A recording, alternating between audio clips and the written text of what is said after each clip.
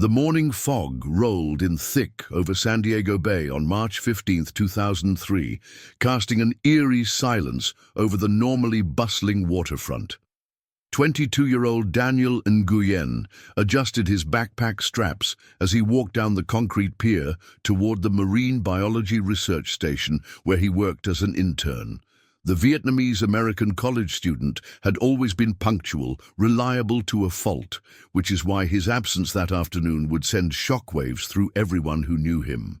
Daniel's routine was as predictable as the tides he studied. Every morning at 7:30 a.m., he'd grab his usual coffee from the Harbor Cafe, exchange pleasantries with Rosa, the elderly cashier who'd taken a motherly interest in him, and arrive at the lab by 8 a.m. sharp. But on this particular morning, something felt different. The fog seemed heavier, more persistent, and Daniel found himself glancing over his shoulder more than usual as he made his way through the deserted parking lot. If you're following along with this incredible story of mystery and determination, please take a moment to subscribe to our channel and let us know in the comments where you're watching from. We love hearing from our viewers around the world. Now, let's continue with what happened next. At the research facility, Dr. Elizabeth Harper was already reviewing data from the previous day's kelp forest surveys when she noticed Daniel hadn't arrived. As the lead marine biologist overseeing the internship program, she'd grown fond of Daniel's quiet intelligence and unwavering dedication. He was one of those rare students who genuinely cared about the work, often staying late to double-check his calculations or ask thoughtful questions about ocean conservation. His passion for marine life had been evident from his very first day at the lab, when he'd spent an entire afternoon photographing sea urchins with the wonder of someone discovering treasure. By noon, when Daniel still hadn't shown up or called, Dr. Harper's concern deepened into genuine worry. She tried his cell phone repeatedly, but each call went straight to voicemail. His roommate at UC San Diego, Marcus Rodriguez, hadn't seen him since the night before, when they'd stayed up late studying for their organic chemistry exam. Marcus described Daniel as seeming perfectly normal, maybe a little stressed about school, but nothing out of the ordinary. They'd shared a late dinner of instant ramen while reviewing molecular structures, and Daniel had mentioned being excited about some new water samples he'd collected near the industrial district. The first 24 hours of Daniel's disappearance were crucial, yet they passed in a blur of confusion and mounting panic. His parents, Linh and Duc Nguyen, drove down from their home in Orange County the moment Marcus called them. Linh clutched her rosary beads as they navigated the familiar freeway to San Diego, the same route they'd driven countless times to visit their son. Duc, normally stoic and composed, gripped the steering wheel so tightly his knuckles turned white. The couple had fled Vietnam in 1978 when Daniel was just a toddler, spending months in refugee camps before finally reaching American shores with nothing but hope and determination. The Nguyen family had built their American dream slowly and methodically. Duc had started with a job washing dishes in a Chinese restaurant in Westminster's Little Saigon, eventually saving enough to open a small electronics repair shop. Linh worked as a seamstress in a garment factory, her fingers flying across fabric while she dreamed of her son's future. They spoke Vietnamese at home but insisted Daniel excel in English, knowing education would be his pathway to opportunities they'd never had. Every A on his report card represented validation that their sacrifices had meaning. When Daniel announced his desire to study marine biology, his parents didn't fully understand the career prospects, but they supported him unconditionally, trusting his intelligence and passion. Detective Amanda Torres of the San Diego Police Department was assigned to Daniel's case on March 17th. A 15-year veteran with a reputation for thoroughness, Torres had seen her share of missing persons cases, but something about this one struck her differently. Daniel wasn't the type to simply vanish. No history of depression, no drug use, no romantic entanglements that might explain a sudden departure. His bank account showed no unusual activity beyond his regular purchases: textbooks, lab supplies, and the occasional coffee. His car was found exactly where he'd parked it the night before, in his apartment complex, keys still in his backpack that sat undisturbed on his desk. Everything about the situation suggested that Daniel had intended to return home that evening, but something had prevented him from doing so. The investigation began with methodical precision. Torres and her partner, Detective James Wilson, canvassed the harbor area where Daniel was last seen, interviewing dock workers, restaurant employees, and early morning joggers who frequented the waterfront. They discovered that Daniel had been more than just a casual visitor to the harbor. He'd been conducting independent research there for months, often arriving before dawn to collect water samples and document marine life behavior. Several fishermen recognized his photograph, describing him as the polite college kid who always asked permission before taking samples near their boats. Captain Pete Larson, a weathered fisherman who'd worked the bay for 30 years, remembered Daniel's enthusiasm distinctly. "Kid was always excited about something," Larson told the detectives. "Last time I saw him, maybe a week before he disappeared, he was showing me pictures on his camera of some fish that looked sick. Real concerned about it he was. Said something wasn't right with the water quality." The investigation continued across the first chapter, establishing the foundation of Daniel's disappearance and introducing the key players who would shape the story over the next 22 years. The fog that morning seemed almost prophetic, obscuring not just the harbor, but also the truth about what would happen to the passionate young marine biologist whose only crime was caring too much about the environment he studied.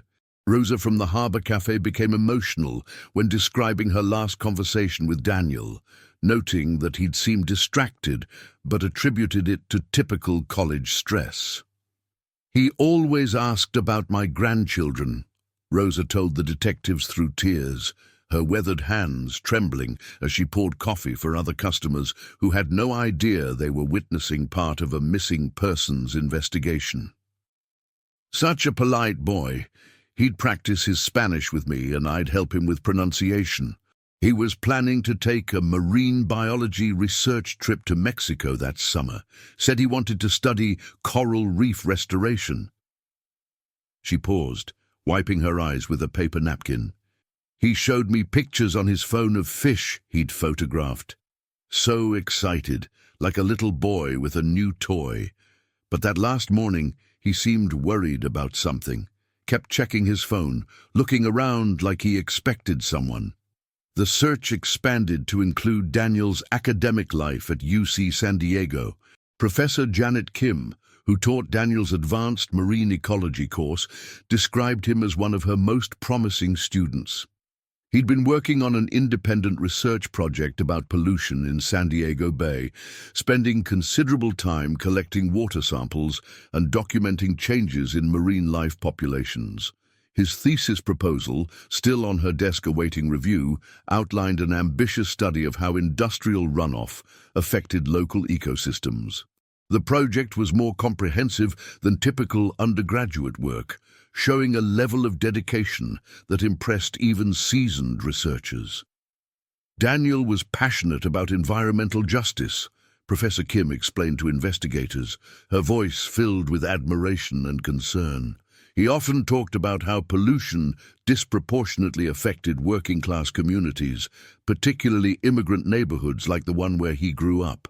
He saw his research as a way to give voice to those concerns, to use science to protect people who didn't have power to protect themselves. She pulled out Daniel's research proposal, pages filled with meticulous handwriting and detailed charts. He spent his own money on water testing kits because our departmental budget was limited. That's the kind of student he was, willing to sacrifice personally to advance his research. This revelation opened a new avenue of investigation that would prove crucial years later. Daniel's research had led him to document several instances of potential illegal dumping in lesser-known areas of the bay. His meticulously kept field notes, discovered in his dorm room, contained detailed observations about unusual discoloration in the water near certain industrial sites and photographs of dead fish in areas where they shouldn't have been dying. The notes revealed a young scientist's growing concern about patterns he was beginning to recognize, patterns that suggested systematic rather than accidental pollution. Entry after entry in Daniel's journal documented his findings with scientific precision. March 3rd, 05:45 hours, strong chemical odor near Pier 47. Water sample 23A shows unusual pH levels. Dead sculpin found floating, no obvious signs of disease or predation. Another entry read, March 8th, observed truck convoy leaving industrial area at 02:30 hours. Morning water samples show elevated toxicity levels in same vicinity. Pattern suggests deliberate timing to coincide with high tide for maximum dispersal. His photographs showed the progression of environmental damage with before and after shots that told a disturbing story of systematic pollution that someone was working hard to keep hidden. Marcus Rodriguez, Daniel's roommate, provided additional insight into his friend's state of mind in the days before his disappearance. Danny had been acting weird for about 2 weeks, Marcus told Detective Torres during a follow-up interview. Not weird, but more secretive. He'd get phone calls and step outside to take them, which wasn't like him at all. He started locking his laptop, which he'd never done before. And he bought this waterproof case for his research stuff, said he needed to protect his documentation better.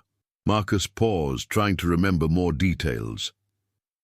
He also asked me some strange questions about legal stuff, like how someone would go about reporting environmental crimes and whether college students could be witnesses in court cases.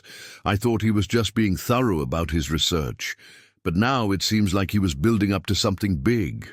Drain, the first chapter of Daniel's story, established not just his disappearance, but the complex web of relationships and circumstances that would make his case so difficult to solve. His dedication to environmental research, his methodical nature, and his growing awareness of potentially criminal activity all painted a picture of a young man who had stumbled onto something dangerous without fully understanding the risks he was taking. As days turned into weeks without any sign of Daniel, the Nguyen family's anguish deepened exponentially. They organized search parties every weekend, distributing flyers throughout San Diego and Orange County, their faces becoming familiar sights at bus stops, grocery stores, and community centers. Lynn would stand outside UC San Diego's library during peak hours, pressing flyers into the hands of students who reminded her of her son. Her broken English made the conversations difficult, but her maternal desperation transcended language barriers. Students would see the photograph of Daniel's smiling face and promise to keep an eye out, though most secretly doubted they would ever see the missing young man. Duc closed his electronics shop early every day to join the search efforts, his methodical nature bringing organization to the volunteer efforts. He created detailed maps of areas that had been searched, coordinated with local police about which neighborhoods needed attention, and maintained careful records of every tip or potential sighting that came in. His systematic approach reflected both his personality and his desperate need to feel like he was doing something productive to find his son. The shop's customers began to recognize the missing person flyers taped to every surface, and many started volunteering their own time to help with the search. The Vietnamese-American community rallied around the Nguyen family with remarkable solidarity. Buddhist temples held prayer services where hundreds of community members lit incense and chanted for Daniel's safe return. Catholic churches said masses where Lynn would sit in the front row, rosary beads clicking softly as she prayed in both English and Vietnamese. Local Vietnamese newspapers ran front-page stories about the missing student, and Vietnamese-language radio stations broadcast regular appeals for information. Mrs. Tam, who owned a PHO restaurant near the harbour, posted Daniel's picture next to her cash register and offered free meals to anyone who joined the search parties. The community response revealed the tight-knit nature of San Diego's Vietnamese-American population, many of whom had their own experiences with family separations and uncertainty. For many older community members, Daniel's disappearance triggered painful memories of relatives lost during their escape from Vietnam or separated during the refugee resettlement process. This shared trauma created an even stronger bond of support for the Nguyen family, with volunteers organizing shifts to ensure someone was always available to help with search efforts or provide emotional support. Television coverage of Daniel's disappearance highlighted broader issues facing missing persons cases in minority communities. Statistics showed that cases involving missing minorities often received less media coverage and fewer resources, but Daniel's story began to resonate beyond ethnic boundaries. His professors, classmates, and research colleagues painted a picture of a young man whose disappearance left a significant void in multiple communities. Local news anchor Patricia Williams, herself Vietnamese-American, took a personal interest in the case, conducting extensive interviews with family members and ensuring continued coverage even as other stories dominated the news cycle. The media attention brought both hope and additional stress to the Nguyen family. While they appreciated the visibility that might help find Daniel, they also struggled with being in the public eye during their most vulnerable time. Linh, who had always been shy and preferred to stay in the background, found herself giving interviews and making public appeals for information about her son. The experience was emotionally exhausting, but she persevered because she believed it was the best chance of bringing Daniel home. Dr. Harper at the Marine Biology Lab became an unofficial spokesperson for Daniel's academic achievements, regularly speaking to reporters about his dedication and potential. She organized memorial services at the lab where colleagues shared memories of Daniel's enthusiasm and commitment to environmental protection. These gatherings served both to honor Daniel's contributions and to keep his story in the public consciousness. Fellow students created a small memorial display in the lab featuring some of Daniel's photographs of marine life, a reminder of the passion that had driven his research. As the second chapter of this long saga concluded, the foundation had been laid for a case that would consume the lives of everyone involved. Daniel's family, friends, investigators, and community had all been drawn into a mystery that seemed to have no clear answers. The young man who had disappeared into the morning fog had left behind a web of relationships, research, and questions that would take more than 2 decades to fully understand. His story was just beginning, though none of them knew how long and painful the journey to truth would be. The investigation took on new dimensions as Detective Torres delved deeper into Daniel's research activities. She discovered that he had been far more systematic in his environmental documentation than initially apparent. His computer files revealed a sophisticated database of water quality measurements, marine life observations, and photographic evidence spanning nearly 6 months. What struck Torres most was the progression in Daniel's work. Early entries showed typical student enthusiasm for marine biology, but later entries revealed growing concern and what appeared to be deliberate surveillance of industrial activities. Torres consulted with Dr. Robert Chen from the Scripps Institution of Oceanography to better understand the significance of Daniel's findings. Dr. Chen was amazed by the thoroughness of the research. "This is graduate-level work," he told Torres, poring over Daniel's meticulously organized data. Daniel had identified pollution patterns that even our advanced monitoring systems might have missed. His approach was unconventional, but scientifically sound.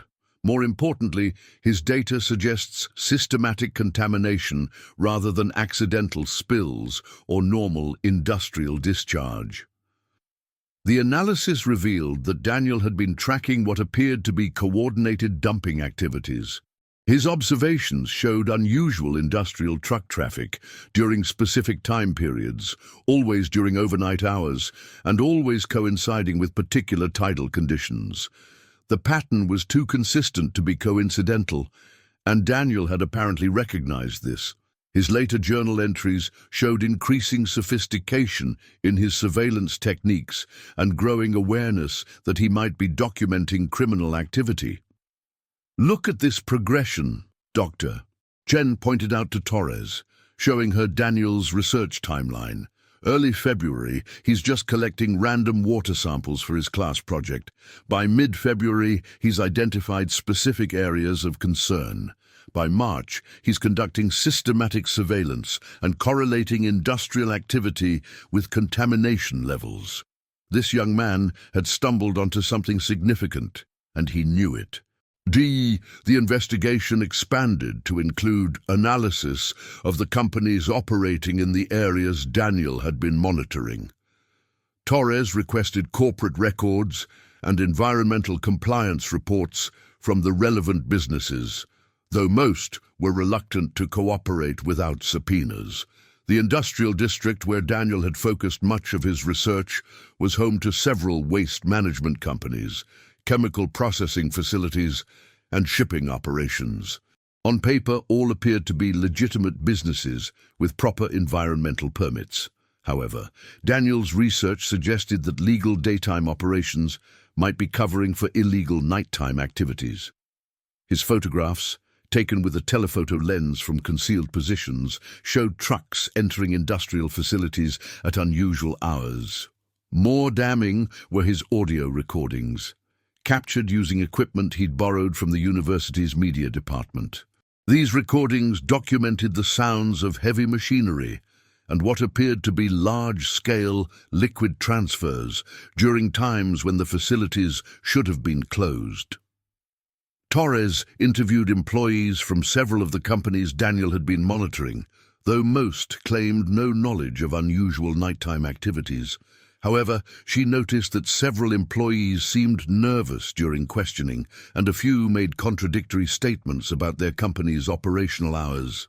One truck driver, Angelo Restrepo, eventually admitted to Torres that he had been asked to work unusual late-night shifts, but claimed he didn't know what materials he was transporting.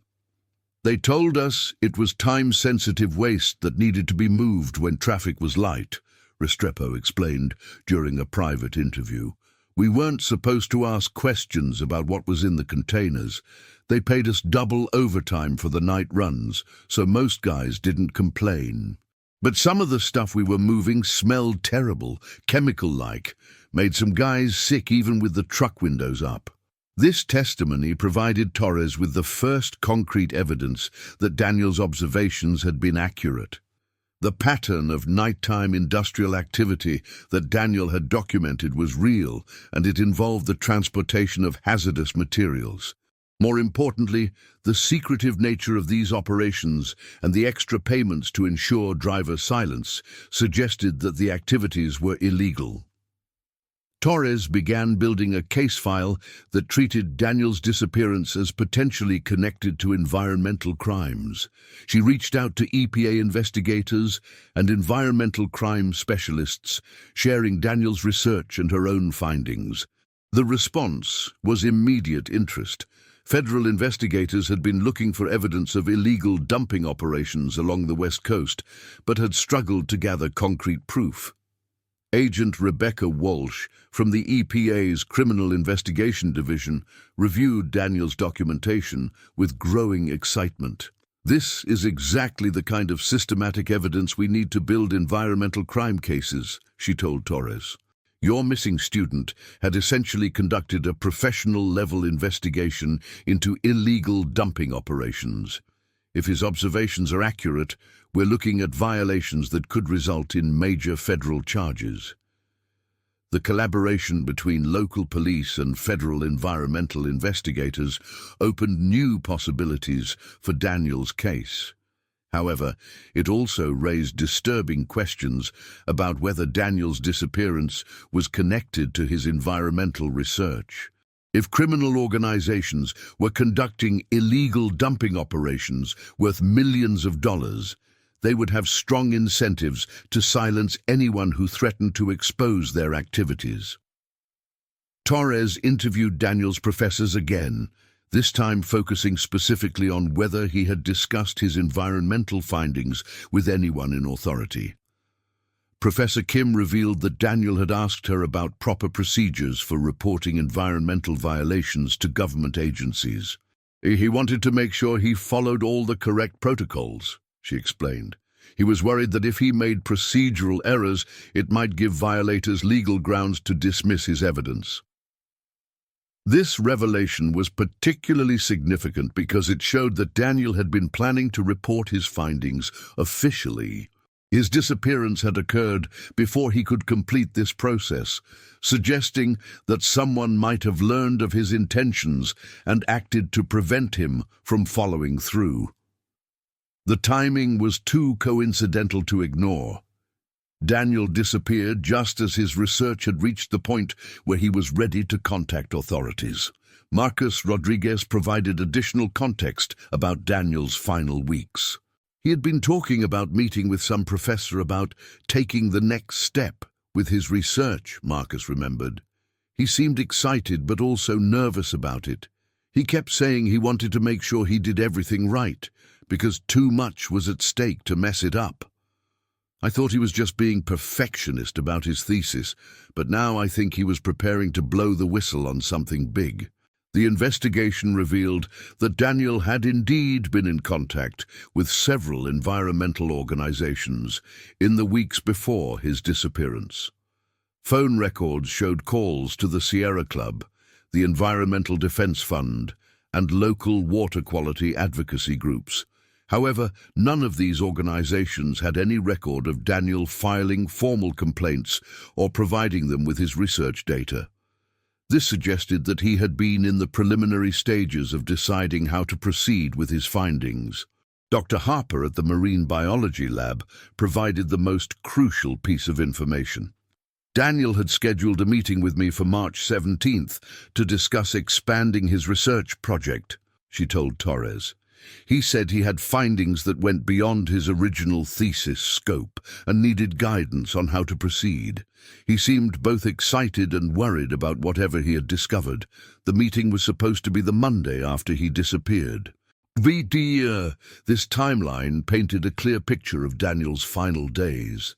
He had been preparing to reveal his findings to academic and possibly legal authorities. His research had evolved from a simple undergraduate project into evidence of serious environmental crimes.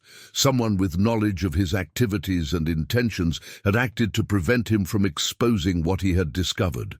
As the third chapter of Daniel's story concluded, the investigation had shifted from a simple missing person case to a complex environmental crime investigation. The evidence suggested that Daniel's disappearance was directly connected to his research findings and his intentions to report environmental violations. However, proving this connection and finding concrete evidence of what had happened to Daniel would require resources and expertise that stretched beyond local law enforcement capabilities. Torres knew that solving Daniel's case would require sustained cooperation between multiple agencies and potentially years of investigation.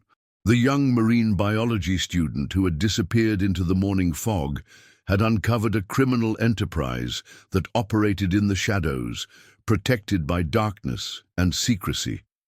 Finding justice for Daniel would mean exposing these crimes and bringing those responsible to account, no matter how long it took. Months passed with Detective Torres following every lead, no matter how tenuous or time-consuming.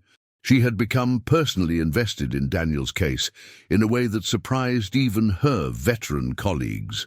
Perhaps it was the methodical nature of Daniel's research that appealed to her own investigative instincts, or maybe it was the quiet dignity of his parents' suffering that motivated her continued efforts. Whatever the reason, Torres refused to let Daniel's case fade into the background of unsolved files that accumulated in every police department.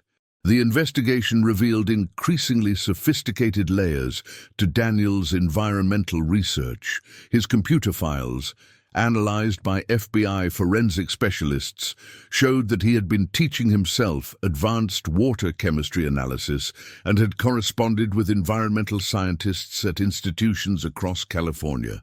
Dr. Maria Santos from Stanford University confirmed that Daniel had sent her water samples for independent analysis, though the results wouldn't be available for several more weeks when he disappeared. Daniel's samples showed contamination levels that were truly alarming, Dr. Santos later told Torres. The combination of heavy metals and industrial solvents suggested multiple sources of illegal dumping, probably coordinated to maximize environmental impact while minimizing detection. This wasn't random pollution. This was systematic environmental crime on a massive scale. The sophistication of the criminal operation that Daniel had apparently uncovered became clearer as Torres dug deeper into the industrial companies operating near the harbor. Corporate records revealed complex ownership structures designed to obscure ultimate responsibility for operations. Several companies shared the same registered addresses, offices, and even truck fleets, suggesting coordination that went far beyond normal business relationships. Financial analysis revealed suspicious patterns in the company's operations. They consistently underbid on waste disposal contracts by margins that seemed impossible unless they were cutting corners on proper disposal procedures. Bank records showed large cash transactions that didn't correspond to documented business activities. Most tellingly, several companies had been cited for minor environmental violations in the past, but had successfully avoided serious penalties through legal challenges and political connections. Agent Walsh from the EPA had begun building a comprehensive investigation into the industrial network that Daniel had been monitoring. "We're looking at potentially the largest illegal dumping operation on the West Coast," she briefed Torres. "The environmental damage alone could be worth hundreds of millions in cleanup costs, and the criminal profits probably exceed that. If Daniel stumbled onto this and someone realized what he knew, he would have been an existential threat to a multi-million-dollar criminal enterprise." The federal investigation had uncovered evidence that the illegal dumping operation had been running for at least a decade before Daniel's disappearance.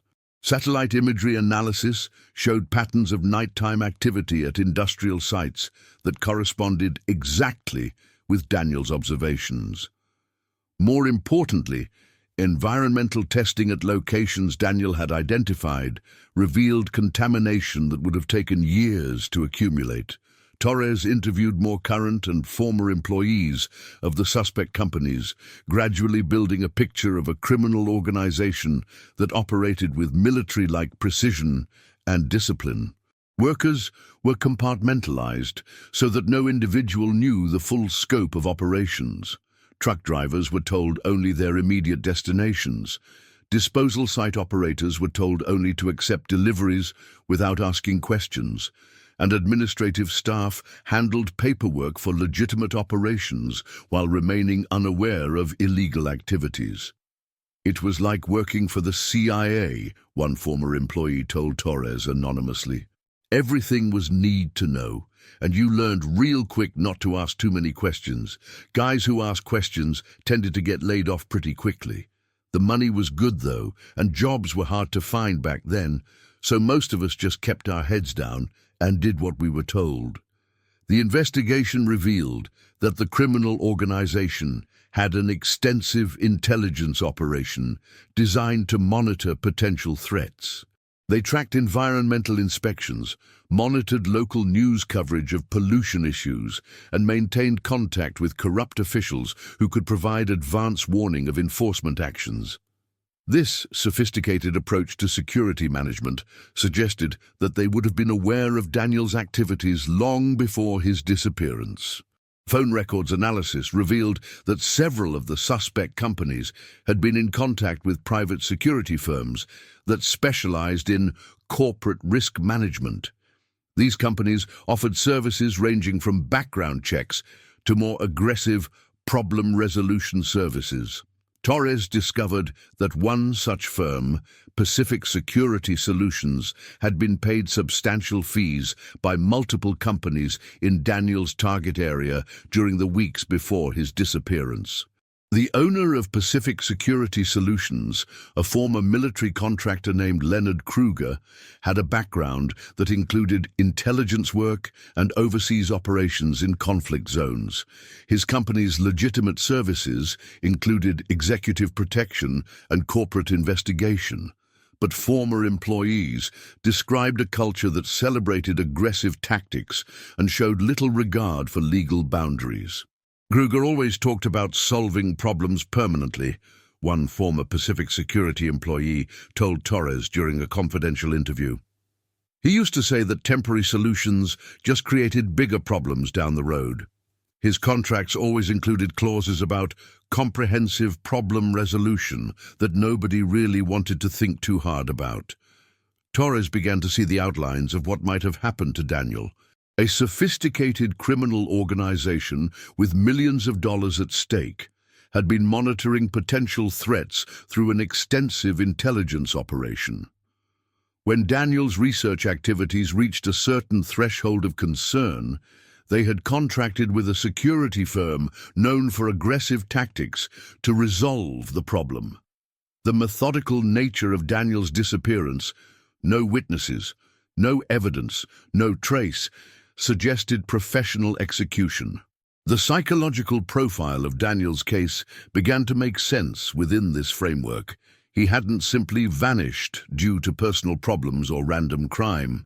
He had been targeted by professionals who understood how to make people disappear without leaving evidence that could lead back to their clients. The morning fog that had obscured the harbor on March 15, 2003, provided perfect cover for an operation that had probably been planned for weeks. Torres shared her developing theory with Agent Walsh and federal investigators. The response was immediate interest, combined with frustration about the difficulty of proving their suspicions. Everything points to professional execution by a security firm working for environmental criminals, Walsh summarized. But proving it will require either physical evidence or testimony from someone inside the organization. After 20 years, both become much more difficult to obtain. The investigation had reached a critical juncture. Torres and federal investigators had developed a comprehensive theory about Daniel's disappearance that explained all the available evidence. They had identified the criminal organization he had been investigating, the security firm that had likely been contracted to eliminate him, and the financial motives that justified such extreme action. However, proving their theory in court would require the kind of evidence that professional criminals worked very hard to eliminate. As the fourth chapter concluded, Daniel's case had evolved from a local missing person investigation into a federal environmental crime case with implications for law enforcement agencies across multiple states. The young marine biology student, who had disappeared 20 years earlier, had uncovered a criminal enterprise that continued to operate, protected by sophisticated security measures and political connections. Finding justice for Daniel would require not just solving his murder, but dismantling an entire criminal network that had operated with impunity for decades. The breakthrough that would finally crack Daniel's case came from an unexpected source, but it required nearly 2 more decades of patient investigation and changing circumstances to create the opportunity for justice. The case remained active but cold as years passed without significant developments. Detective Torres retired in 2010, but she maintained personal files on Daniel's disappearance and continued to follow up on occasional leads during her retirement. She had developed relationships with environmental advocacy groups and whistleblower protection organizations, hoping that someday someone with inside knowledge would find the courage to come forward with information. The Nguyen family never stopped hoping for answers. though the daily intensity of their search efforts necessarily decreased as years passed without developments. Duc expanded his electronics repair business partly to stay busy, but also to build financial resources for continuing private investigation efforts. Lin's health had deteriorated under the stress of uncertainty, but she maintained Daniel's bedroom exactly as he had left it and continued to light candles for him at weekly church services. The family's story became a rallying point for missing persons advocacy groups, particularly those focused on cases involving people of color and immigrants. Their dignity in the face of unimaginable loss, combined with their tireless efforts to find Daniel, inspired others to never give up on their own missing loved ones. Lin began speaking at community meetings about the importance of reporting suspicious activities, while Duc worked with local officials to improve resources for missing person investigations. Environmental conditions around San Diego Bay continued to deteriorate during the years following Daniel's disappearance, lending credibility to his research findings. Independent studies by academic institutions documented contamination patterns that matched Daniel's observations almost exactly. The evidence suggested that illegal dumping activities had not only continued but potentially expanded after Daniel's elimination as a threat to the criminal operation. Dr. Harper at the Marine Biology Lab had retired by 2015. But she established a memorial scholarship in Daniel's name that supported student environmental research projects. Recipients were encouraged to continue Daniel's work, documenting environmental crimes, though with better safety protocols and institutional support. The scholarship program kept Daniel's memory alive within the academic community and produced new generations of researchers committed to environmental justice. Agent Walsh from the EPA had also retired, but the federal investigation into West Coast environmental crimes continued under new leadership. Technology advances in environmental monitoring and forensic analysis provided new tools for documenting illegal dumping activities, though the criminal organizations had also become more sophisticated in their methods of avoiding detection. The political climate around environmental enforcement changed significantly during the years following Daniel's disappearance. Some administrations prioritized environmental crime prosecution while others focused resources elsewhere. These policy shifts affected the availability of resources for investigating historical cases like Daniel's, though dedicated investigators continued to work on the file when possible. In 2018, a major development occurred that would eventually lead to Daniel's case being solved. A former employee of Pacific Security Solutions contacted the FBI with information about the company's historical operations. Vincent Riley, now in his 60s and suffering from terminal cancer, decided to cooperate with authorities after years of keeping silent about activities he had witnessed during his employment. Riley's initial testimony focused on corporate espionage and economic crimes, but it eventually expanded to include more serious allegations about permanent problem resolution services that Pacific Security had provided to environmental criminals. His detailed knowledge of company operations and specific cases provided federal investigators with their first inside look at how environmental crimes had been protected through intimidation and violence. Kruger ran that company like a military unit, Riley told FBI investigators. We had strict operational security, compartmentalized information, and absolute loyalty to client confidentiality. But some of the jobs we took on went way beyond normal corporate security work. There were situations where clients needed problems to go away completely, and Kruger was willing to provide those services for the right price. Riley's testimony corroborated many of the theories that Torres and federal investigators had developed about Daniel's case. He confirmed that Pacific Security had been contracted by environmental criminals to monitor and neutralize threats to their operations. He provided details about surveillance techniques, operational planning, and execution methods that matched the pattern of Daniel's disappearance. Most importantly, Riley revealed that Pacific Security had maintained detailed records of all their operations, including those involving permanent resolution services. These records were kept in encrypted files as insurance against clients who might try to eliminate witnesses to their crimes. Kruger had apparently believed that mutual assured destruction would protect his company from retaliation. The revelation that operational records might still exist energized federal investigators. However, locating and accessing these files would require a major law enforcement operation.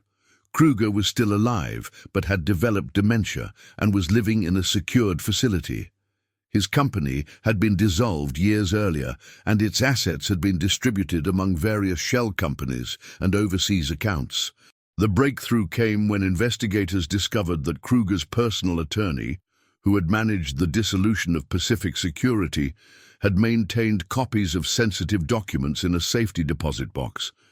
The attorney, now deceased, had left instructions that the box contents should be turned over to law enforcement in the event of his death. His estate executor, following these instructions, contacted the FBI in early 2024. The documents recovered from the safety deposit box provided detailed records of Pacific Security's operations spanning nearly 3 decades. Among hundreds of case files was a folder labeled Nguyen Environmental Problem, Resolution Complete, that contained planning documents, surveillance reports, and operational summaries related to Daniel's elimination. The file revealed that Pacific Security had been monitoring Daniel's activities for over a month before his disappearance. They had photographed him conducting research, recorded his conversations with professors and environmental organizations, and tracked his movements throughout San Diego. Most damning was a client communication that specifically authorized permanent resolution of the environmental researcher problem. Federal investigators now had documentary evidence proving that Daniel had been murdered by professional criminals working for the illegal dumping network he had been investigating. The files included names, dates, methods, and financial transactions that provided a complete picture of how the crime had been planned and executed. Leonard Kruger, despite his dementia, was arrested along with 2 other former Pacific Security employees who were still alive. The evidence against them was overwhelming, though prosecuting elderly defendants with health problems presented unique challenges. More importantly, the recovered documents provided evidence against the environmental criminals who had ordered Daniel's murder. The federal investigation expanded rapidly as prosecutors used the Pacific Security documents to build cases against the entire criminal network. Corporate executives, waste disposal operators, and corrupt officials were arrested in coordinated raids across California. The operation, dubbed Operation Clean Sweep, resulted in the largest environmental crime prosecution in California history. Vincent Riley's cooperation, combined with the documentary evidence, provided prosecutors with everything they needed to seek murder charges against Daniel's killers. However, after more than 20 years, many of the key figures were elderly or deceased, complicating efforts to achieve complete justice. As the 5th chapter concluded, Daniel's case had finally been solved through the persistence of investigators, the courage of a dying whistleblower, and the recovery of documents that provided definitive proof of what had happened to the missing marine biology student. However, the legal proceedings that would finally bring justice were just beginning, and the emotional resolution for Daniel's family would prove as complex as the investigation itself. The arrests and indictments that followed Operation Clean Sweep brought national attention to Daniel's case and the broader issue of violence against environmental researchers and activists. The 22-year journey from disappearance to resolution demonstrated both the challenges of investigating sophisticated criminal organizations and the ultimate power of persistent investigation to uncover truth. The resolution of Daniel Nguyen's case after 22 years brought a complex mixture of justice, closure, and renewed grief to everyone who had been touched by his disappearance. Leonard Kruger, now 73 and suffering from advanced dementia, was declared competent to stand trial after extensive medical evaluation. His trial became a media sensation, not just because of the length of time that had passed, but because of the meticulous documentation that Pacific Security had maintained of their criminal operations. Prosecutor Maria Gonzalez presented the case with methodical precision that would have impressed Daniel himself. The evidence was overwhelming. Surveillance photographs of Daniel conducting his research, recorded phone conversations authorizing his elimination, financial records showing payments for permanent resolution services, and detailed operational plans for his murder. Kruger's defense team argued that their client's dementia prevented him from understanding the charges, but medical experts testified that his condition had developed years after the crime. The trial revealed disturbing details about how Daniel's murder had been carried out. On the morning of March 15, 2003, two Pacific Security operatives had approached Daniel at the harbor, posing as environmental compliance officers interested in his research. Security camera footage, enhanced by modern digital analysis techniques, showed Daniel walking voluntarily with the two men toward a vehicle in the harbor parking lot. He had trusted them because they claimed to be investigating the same environmental crimes he had documented.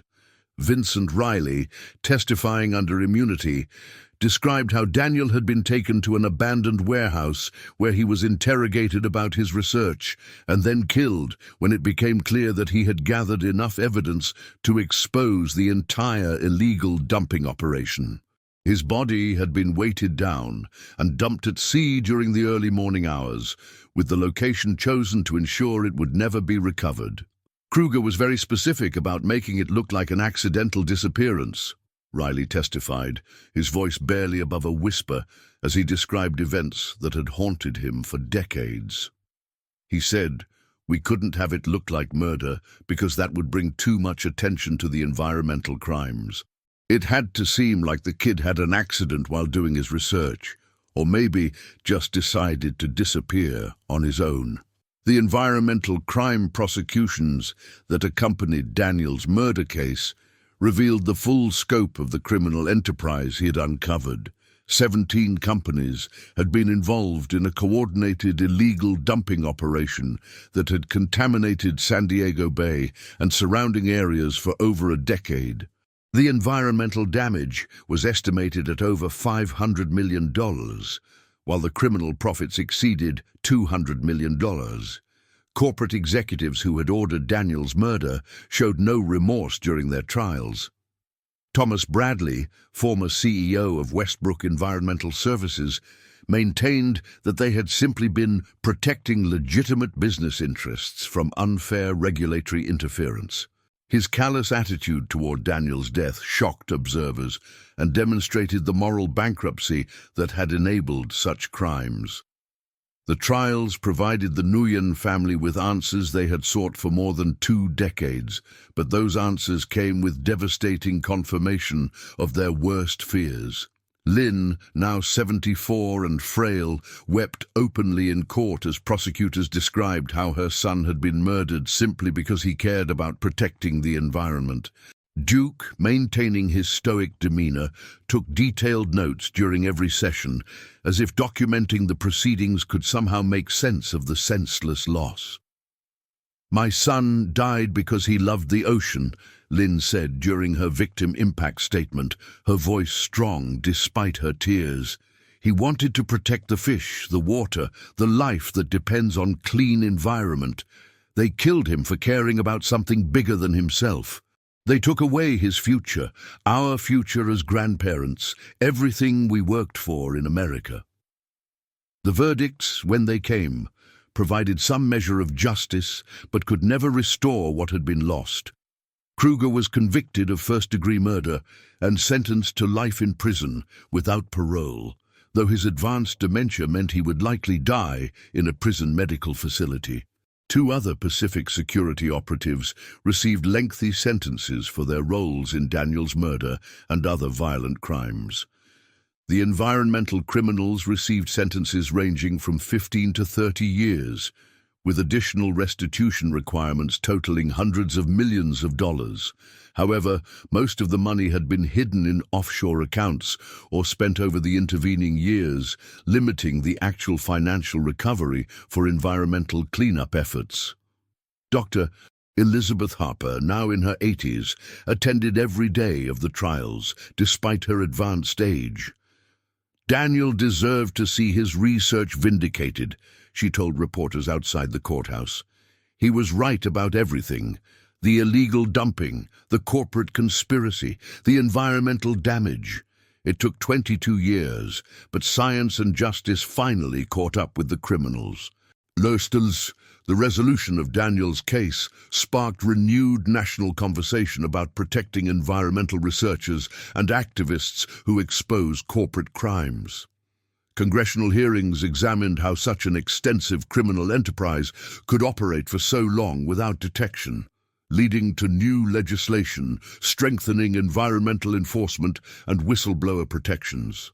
The Daniel Nguyen Environmental Justice Foundation, established by his parents with support from the legal settlements, expanded its mission to provide security resources for environmental researchers whose work might put them at risk.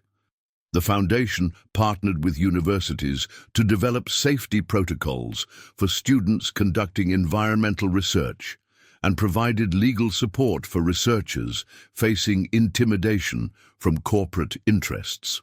A permanent memorial to Daniel was established at the Scripps Institution of Oceanography, featuring a research vessel named in his honor that continues the work of monitoring San Diego Bay's environmental health.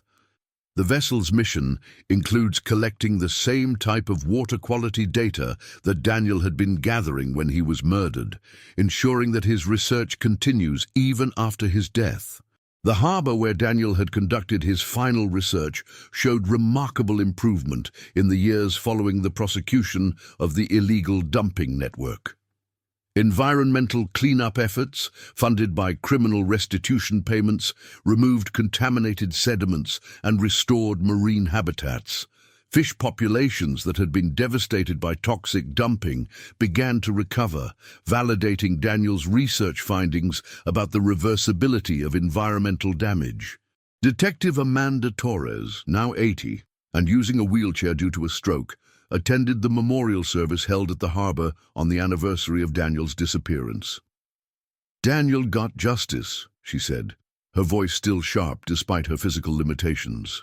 "It took longer than anyone wanted, but his killers were caught, and the environment he died protecting has been restored. That's the kind of legacy any person would be proud to leave."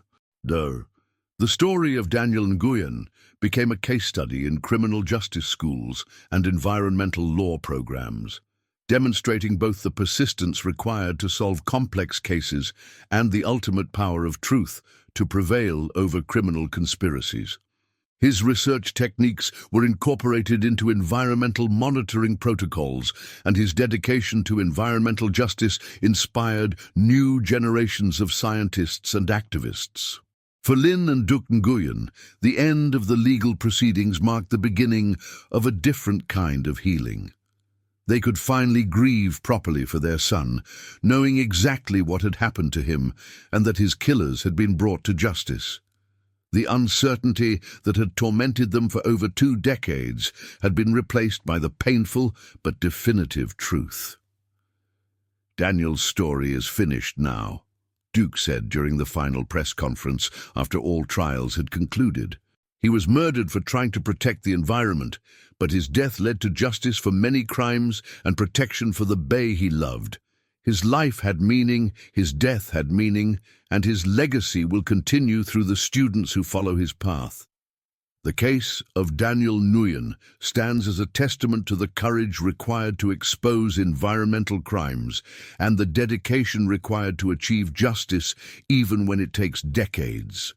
His story demonstrates that truth, no matter how long buried, eventually surfaces like the tides he studied.